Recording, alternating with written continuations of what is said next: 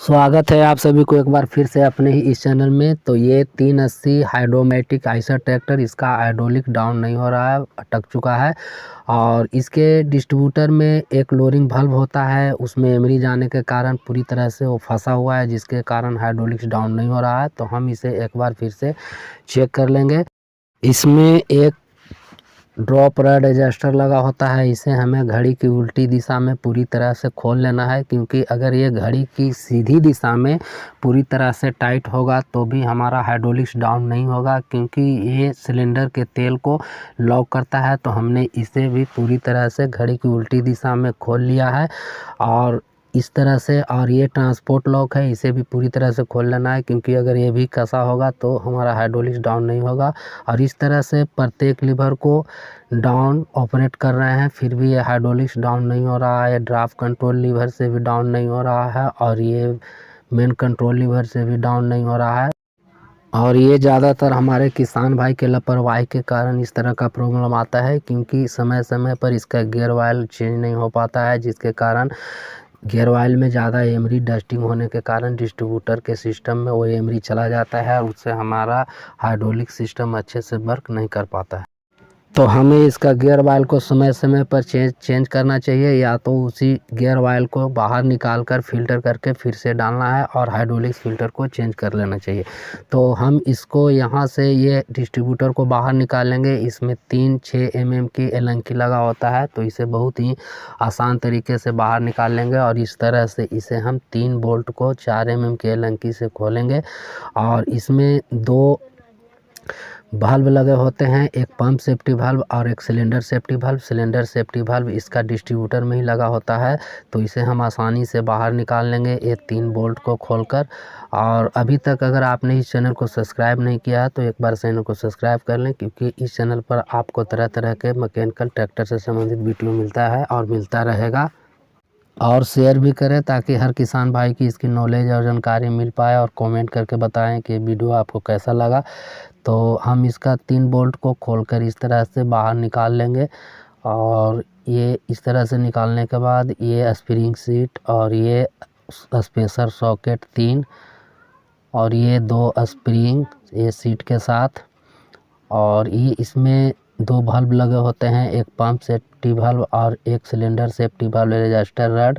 तो ये इसका एक लिमिट प्रेशर होता है। और ये स्प्रिंग सीट, और इसमें ये दोनों स्प्रिंग एक ही टेपर का होता है, ये किसी साइड भी लगा सकते हैं, इसमें कोई अंतर नहीं है। इसका प्रेशर एडजस्ट रहता है अलग अलग।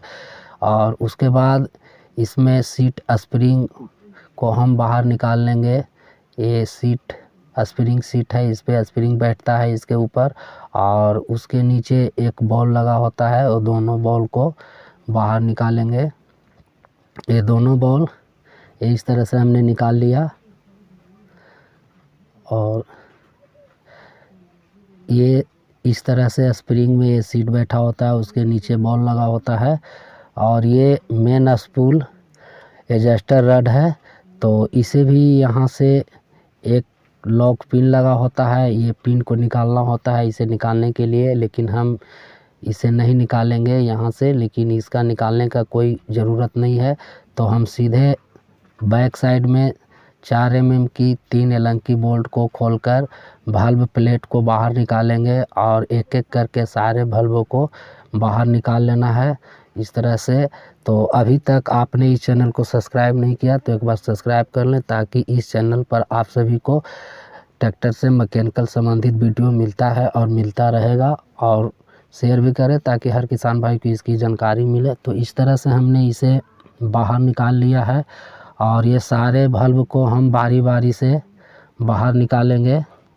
और हम इसे बहुत ही आसानी से इसे एक एक कर कर सारे वाल्वों को बाहर निकालेंगे। इसमें सारे वाल्वों के हेड के ऊपर थ्रेड बना हुआ है, और 4 mm एलंकी से इसे टाइट करेंगे। जो हमने पंप सेफ्टी वाल्व और सिलेंडर सेफ्टी वाल्व के 4 mm बोल्ट को खोला था, उसी बोल्ट को इसमें हम सेट करेंगे और इसे टाइट करके प्रत्येक वाल्व को इसी तरह से बारी बारी से बाहर निकाल लेंगे। और ये कुछ इस तरह से ये चिपका हुआ है, तो हमें इसे हल्के हल्के चोट देकर और पिलास की मदद से, आसानी से हैमर की मदद से इसे एक एक करके बाहर निकालना, और बहुत आसानी से निकल जाता है।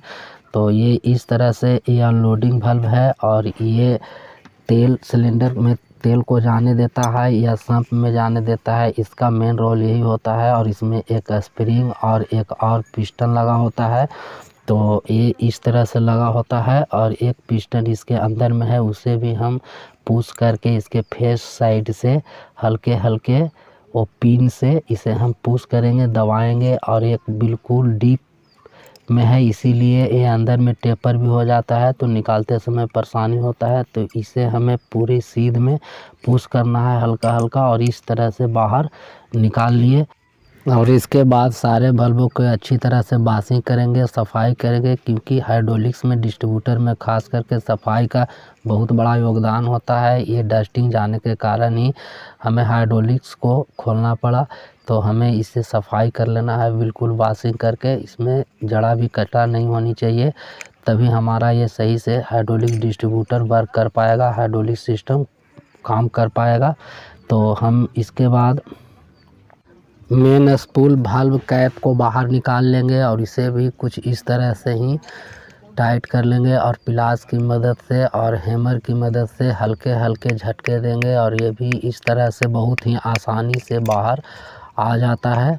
तो हमने इसे भी निकाल लिया और इसमें ये एक स्प्रिंग लगा होता है जो मेन स्पूल रड में बैठा होता है। मेन स्पूल रड के ऊपर स्प्रिंग लगा होता है और ऊपर से टॉप में एक कैप लगा होता है। और सारे बल्बों को अच्छी तरह से बासिंग कर लेंगे, क्योंकि इसमें जड़ा भी कचरा ना हो। ये डस्टिंग के कारण पूरा डिस्ट्रीब्यूटर को खोलना पड़ा।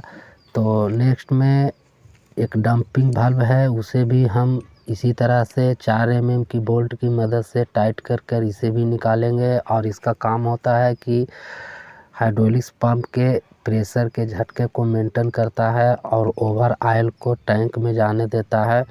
तो इसे भी इस तरह से प्लास की मदद से बाहर की ओर निकालेंगे। और ये एक पिस्टन डंपिंग वाल्व का निकाल लिए हैं और एक स्प्रिंग और एक और पिस्टन होगा और उसके नीचे एक सॉकेट होता है। तो ये दोनों को बहुत सीध में, क्योंकि ये ज़्यादा डीप में होता है, अंदर में होता है, इसलिए टेपर हो जाता है, तो निकालने में परेशानी होती है। तो इसे हल्के हल्के झटके देकर पुश करके इसे बहुत सीध में बाहर की ओर लाना होता है, क्योंकि अगर ये डीप में होने के कारण टेपर होगा तो ये निकालते समय बहुत परेशानी होती है। तो इसे बिल्कुल सीध में रखकर और इस तरह से पुश करना है और ये इस तरह से ये पिस्टन भी बाहर आ चुका है। और उसके बाद एक सॉकेट होगा, उसे भी हमें इसी तरह से सीध में रखकर बाहर की ओर निकाल लेना है और ये भी कुछ इस तरह से आसानी से ही निकल जाता है। अगर ये टेपर होगा तो परेशानी होता है। ये इस तरह से इसका सॉकेट भी बाहर आ गया है और ये इस तरह से लगा होता है। नेक्स्ट में लोरिंग वाल्व को हम निकालेंगे। ये लोरिंग वाल्व है जिसके कारण ये पूरा डिस्ट्रीब्यूटर को डिसेबल कराना पड़ा, खोलना पड़ा। और इसी वाल्व को अटकने के कारण हाइड्रोलिक्स डाउन नहीं हो रहा था, क्योंकि इसमें एमरी चला गया था और वो एमरी जाने से ये इसका पिस्टन फंसा हुआ था और इसमें एक स्प्रिंग और एक पिस्टन लगा होता है। इसे इस तरह से हम खोल लेंगे और इसे अच्छी तरह से बासिंग करेंगे, सफाई करेंगे। और इसमें एक स्प्रिंग होता है, उसका टेम्पर भी चेक कर लेना है, क्योंकि अगर ज़रूरत हो तो उसका स्प्रिंग को भी चेंज करना पड़े तो चेंज कर देना है, क्योंकि वो स्प्रिंग भी लूज हो जाता है, जिसके कारण भी हल्के एमरी आने से भी ये वाल्व बार बार अटकता रहता है और हाइड्रोलिक्स में इस तरह का प्रॉब्लम आते रहता है। तो इसे हमें खोल लेना है और खोलने के बाद इसका पिस्टन और स्प्रिंग को बाहर निकालकर अच्छी तरह से बासिंग करना है। और ये इस तरह से स्प्रिंग का टेम्पर को भी एक बार चेक कर लेना है, क्योंकि ये पिस्टन एमरी जाने के बाद इसमें एमरी जाने के बाद ये इस तरह से कुछ ख़राब भी हो सकता है। तो इसे एक बार अच्छी तरह से चेक कर लेना है और इसका स्प्रिंग का टेम्पर भी इस तरह से चेक कर लेना है। अगर ज़रूरत पड़े तो इसे चेंज भी कर देना चाहिए। अगर इसमें देखें ज़्यादा एमरी है और इस एमरी के कारण ही इस तरह का ये प्रॉब्लम आया है।